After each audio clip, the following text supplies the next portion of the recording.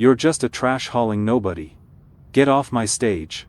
The freezing sting of ice water violently slammed against my face. The deafening gasp of 3,000 Silicon Valley elites echoed through the massive auditorium. The blinding spotlight felt like an interrogation lamp.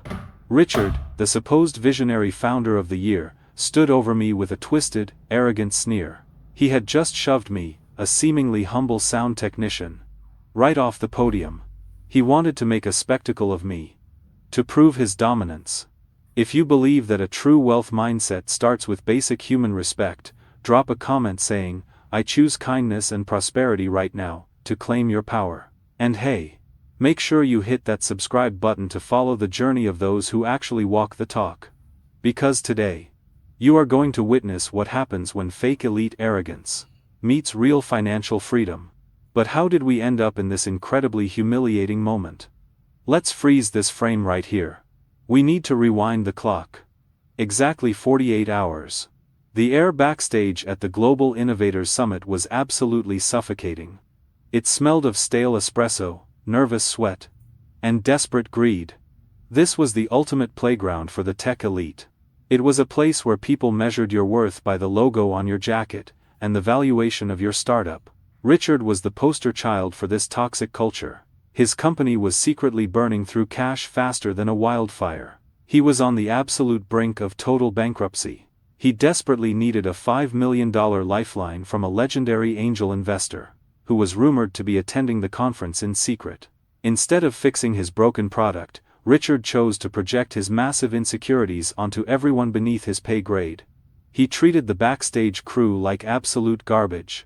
He screamed at the lighting interns until they cried. He kicked over a tray of expensive catering, just because the water wasn't sparkling. And then, his cruel eyes landed on me. I wasn't wearing a $3,000 silk suit. I was dressed in a faded utility shirt, my hands slightly calloused, carrying a massive spool of audio cables. To a guy like Richard, I was completely invisible. I was just another bottom feeder, meant to serve the tech royalty. But what he didn't know was that I have always been a fast learner. I observe everything. I carry a relentless enthusiasm, and a deeply positive energy that no amount of corporate bullying can break. When you spend your life building real assets, nurturing your passions, and focusing on true financial freedom, you don't get rattled by a man wearing a rented Rolex. You see right through the illusion. Richard snapped his fingers at me, like I was a disobedient dog. He ordered me to rewire the entire main stage soundboard. In under 10 minutes. He said if I failed, he would personally make sure I never worked in this city again. I just smiled warmly at him. I am a man of my word. I said I would get it done, and I did. I didn't argue. I didn't show fear. I simply got to work. As I quietly routed the cables beneath his VIP desk, I saw something that changed everything. Richard had left his master financial ledger wide open on his tablet. He was so arrogant that he didn't even bother to lock his screen. He assumed a guy fixing wires wouldn't know how to read a cap table or a profit and loss statement. But my mind works incredibly fast. In mere seconds, I absorbed the terrifying reality of his business. The numbers were completely fabricated. He was actively defrauding his current seed investors. He was hiding massive liabilities in shell accounts.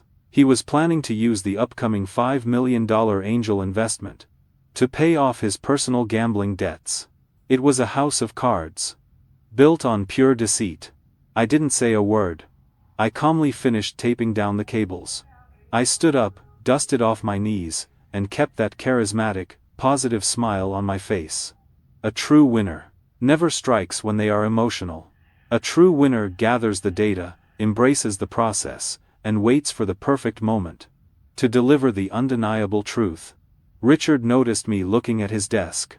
He sneered in disgust. He told me to stop staring at things my small brain couldn't possibly comprehend. He told me to get back to the mud, where I belonged. I just nodded politely. I walked away into the shadows of the backstage area. I knew that the universe has a very funny way of balancing the scales. And I knew that Richard's spectacular downfall was only a few hours away. The tension continued to build like a pressure cooker. Over the next 2 days, Richard strutted around the venue like a king. He shook hands with journalists, and lied through his teeth about his revolutionary algorithms. Every time he walked past the tech crew, he made sure to drop a vile insult. He mocked our clothes. He mocked our jobs. He called us the disposable gears in his magnificent machine. But I just kept smiling. I kept testing the microphones. I kept observing every single move he made. I wasn't afraid of his power. Because I knew his power was completely fake. Which brings us right back to the main stage. The moment of truth had finally arrived. The auditorium was packed to the absolute brim. Investors with billions of dollars under management were sitting in the front row. Richard stepped up to the podium. He was sweating profusely, but trying to maintain his cocky facade. He began his highly anticipated pitch. And then, it happened. A tiny, almost unnoticeable screech of audio feedback echoed from his lapel mic. It was a standard frequency glitch that happens at every major live event. But for Richard, it was the perfect excuse to unleash his venom. He ripped the microphone off his collar. He pointed directly at me, standing by the side stage mixer. He completely lost his mind. "You incompetent piece of trash!" He screamed into the dead microphone, his voice echoing raw and ugly through the silent auditorium. He didn't just stop there. He stormed over to the edge of the stage, his face red with rage. He looked down at me like I was a diseased animal. "This is exactly why you people stay at the bottom of the food chain," he yelled, making sure the entire front row of investors heard him. "You have zero ambition, zero intellect, and you ruin the work of actual visionaries." He grabbed a glass of ice water from his podium, and then, with a flick of his wrist, he threw the freezing water right into my face. The crowd gasped. People actually pulled out their phones to record my humiliation. They thought they were watching a low-level worker getting put in his place by a tech genius. If you are watching this and you know that arrogant bullies can steal your labor, but they can never steal your spirit, drop a comment right now. Type "I choose kindness and prosperity" if you believe that karma always collects its debts. Let me tell you what was actually going through my mind. While the ice water dripped down my chin, I wasn't feeling humiliated. I was feeling pity for him, because while he was busy putting on this pathetic show of fake dominance, I was doing what real wealth builders do. I was calculating the exact moment to strike. You see, the reason I was working the soundboard that day wasn't because I needed an hourly wage. The regular audio technician, a good kid named Tommy, had called in sick with a massive fever. Tommy was terrified of losing his job, because Richard had threatened to fire the contracting company if everything wasn't perfect. I own the venture capital firm that funded this entire summit. I like to stay grounded. I like to know what's happening on the front lines of the businesses I invest in. So, when I heard Tommy crying on the phone to his manager, I quietly volunteered to take his shift. I put on a utility shirt, grabbed some tools, and walked right into the lion's den. It is amazing what people will reveal to you when they think you are invisible. For 2 straight days, Richard had completely ignored my existence, assuming I was too stupid to understand anything going on around me. He didn't realize that the nobody taping down his cables was the exact same silent angel investor he had been begging for a meeting with all month. He didn't know that my firm was the one holding the $5 million check he desperately needed to stay out of federal prison. And he certainly didn't know that my memory is photographic. When I saw his unlocked tablet earlier, I didn't just glance at the numbers. I memorized the offshore account routing numbers he was using to hide his company's massive debt. I saw the forged user acquisition metrics he was about to present to the crowd. He was claiming a 300% year-over-year growth, but the raw server logs clearly showed a 90% churn rate. He was literally paying ghost farms in another country to inflate his active user base.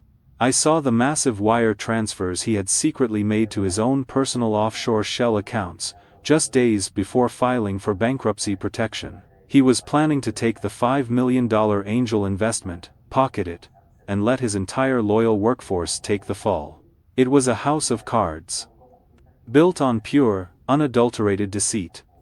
And he was about to sell this lie to the most powerful people in the industry. A true professional doesn't react to an insult with an insult. A true professional lets the fool dig his own grave, and then politely hands him the tombstone. So, when Richard threw that water in my face, he thought he had won. He thought he had asserted his dominance. He puffed out his chest, turned back to the audience, and tried to laugh it off. "Sorry about that, folks," Richard said smoothly, wiping a fake drop of sweat from his forehead. "Sometimes you have to clean out the garbage to keep the machine running efficiently." He adjusted his expensive silk tie, looking incredibly pleased with himself. He actually believed that treating another human being like dirt made him look powerful. A few sycophants in the front row actually chuckled. They clapped for his ruthless leadership style, proving that the rot in this industry went far deeper than just one man. The sheer toxicity in that room was suffocating. I could feel the heavy, oppressive weight of their collective arrogance pressing down on the stage. But the clock had officially run out. I slowly took off my soaking wet headset. I placed it neatly on the mixing board. I reached into the inner pocket of my damp jacket, and pulled out a small, heavy piece of metal. It was a solid black titanium access card. It is a card issued only to the board members of the Apex Venture Fund in Silicon Valley. It is a card that opens every door in this building, including the vault. I didn't yell. I didn't curse. I just walked calmly toward the stairs leading up to the main stage. The security guards saw the black card in my hand and immediately stepped aside, their eyes wide with sudden panic. They knew exactly what that card meant. Richard saw me walking up the stairs, and his arrogant smile began to falter. "Hey, I told you to get out of here," he barked, his voice cracking just a little bit. "Security, get this guy out of my face." But security didn't move an inch. I stepped up to the podium, standing right next to the man who had just assaulted me. I reached over and gently tapped the microphone to make sure it was on. The feedback screech was completely gone. The silence in the auditorium was absolute. 3,000 people were holding their breath. I looked out at the sea of wealthy investors, tech reporters, and industry titans. Then, I turned my head and looked Richard dead in the eye. His face was starting to lose its color. He noticed the way the VIP investors in the front row were suddenly sitting up straight, staring at me with a mixture of shock and profound respect. He realized, in a terrifying split second, that he had made a catastrophic miscalculation. The man he had just called a bottom feeder wasn't looking at him with fear. I was looking at him with the cold, calculated precision of an executioner about to drop the blade. I leaned into the microphone, my voice steady, deep, and completely devoid of emotion. "My name is Marcus Sterling," I said, the sound echoing flawlessly through the speakers. A collective gasp ripped through the front rows, as the industry titans recognized the name of the phantom billionaire. Richard's jaw dropped open, his eyes bulging as if he had just seen a ghost. The glass of water he was holding slipped from his trembling fingers, and shattered violently on the stage floor. Marcus Sterling," Richard stammered. His voice was suddenly high-pitched, completely stripped of that arrogant tech bro confidence. He sounded like a terrified little boy, realizing he was locked in a cage with a lion. I didn't offer him that warm, polite smile anymore. The time for observation was officially over. The time for execution had arrived. I reached into my inner pocket and pulled out a pristine, beautifully embossed document folder. It was the official $5 million term sheet from my venture capital firm, the exact financial lifeline he had been desperately begging for all year. Then, I pulled out a small silver USB drive. I walked right past his trembling body. I plugged the drive directly into his main presentation console, and hit the master override switch.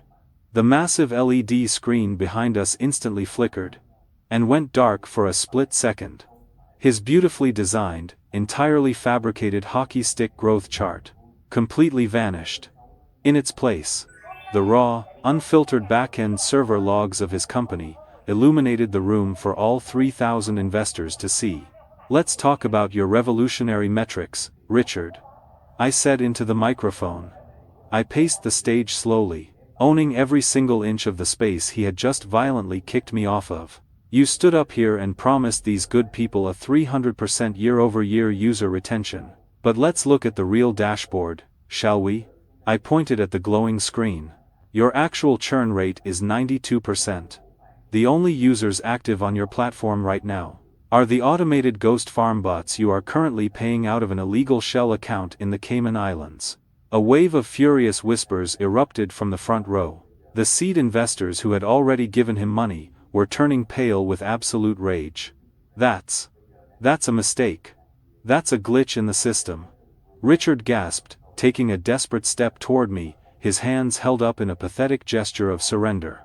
Marcus, please, let's go into a private room. We can talk about this. I can explain everything. I'm a visionary. You are a fraud. I interrupted, my voice booming through the speakers, shutting him down instantly. But the financial fraud isn't even the worst part, Richard. The worst part is the massive wire transfer you executed. Exactly 48 hours ago. You moved $1.5 million of company payroll funds into your personal offshore account to cover your catastrophic gambling debts. You were fully intending to declare bankruptcy next week and leave your entire dedicated staff with absolutely nothing. The auditorium exploded. Reporters were aggressively flashing their cameras, fighting to get a shot of his ruined face. The lead seed investor in the front row, a man who had backed Richard from day one, actually stood up, threw his VIP badge on the floor in disgust, and immediately dialed his legal team. Richard's knees finally gave out. He collapsed onto the stage, falling right into the puddle of freezing ice water he had just thrown in my face. He grabbed the hem of my damp utility pants, weeping uncontrollably in front of the entire world. Please.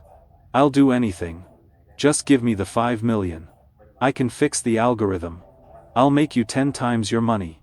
Please, I'm begging you. The man who, just 5 minutes ago, told me I belonged in the mud, was now quite literally rolling in it at my feet. I looked down at him. I felt absolutely nothing but a cold, clinical sense of justice. You told me that sometimes you have to clean out the garbage to keep the machine running efficiently. I said softly, but the microphone picked up every single chilling word. I completely agree with you. I held up the $5 million term sheet. I looked right into the main camera that was broadcasting the event live to the entire tech world. And with a slow, deliberate motion, I tore the contract cleanly in half. Then I tore it again. And again. I let the shredded pieces of his entire future flutter down onto his weeping face, like confetti. Sterling Capital is officially withdrawing all interest in this venture. I announced to the silent, stunned room. And as of this exact second, this man is permanently blacklisted from every major fund in Silicon Valley. If any of you put a single dime into his pockets, you will never do business with my firm again. The destruction was absolute. It was total. Within 60 seconds, Richard's phone began to vibrate violently on the podium. It was a symphony of pure karma. Alert after alert popped up on his screen. His current investors were pulling out. His board members were resigning via emergency emails. His company's valuation was dropping to absolute zero. In real time, security finally rushed the stage. But they weren't there for me. They grabbed Richard by his expensive, ruined silk suit, dragging him away from the podium as he sobbed and screamed my name into the void. I stood there for a moment, listening to the deafening applause that suddenly erupted from the crowd of elites. But I didn't care about their clapping. I just picked up my heavy spool of audio cables, gave the audience a brief, polite nod, and walked off the stage to finish my shift. Because true wealth isn't about the expensive clothes you wear or the fancy stages you stand on. True wealth is the quiet confidence of knowing exactly who you are, and having the power to protect the people who actually do the hard work. Now, I want to ask you a very serious question. Have you ever stood by and watched a toxic boss or an arrogant elite humiliate a hardworking person? Just to stroke their own fragile ego? Did you stay silent to protect your own job? Or did you speak up? Your attitude towards the vulnerable dictates the true trajectory of your success. If you witnessed Richard throwing that ice water today, would you have laughed with the crowd? Or would you have handed me a towel? Make your choice known. Leave your mark right now in the comments. Type "I choose kindness and prosperity" to claim your truth and your financial freedom. Don't forget to subscribe if you want to see more bullies get exactly what they deserve. Until next time, stay humble and keep building your empire in silence.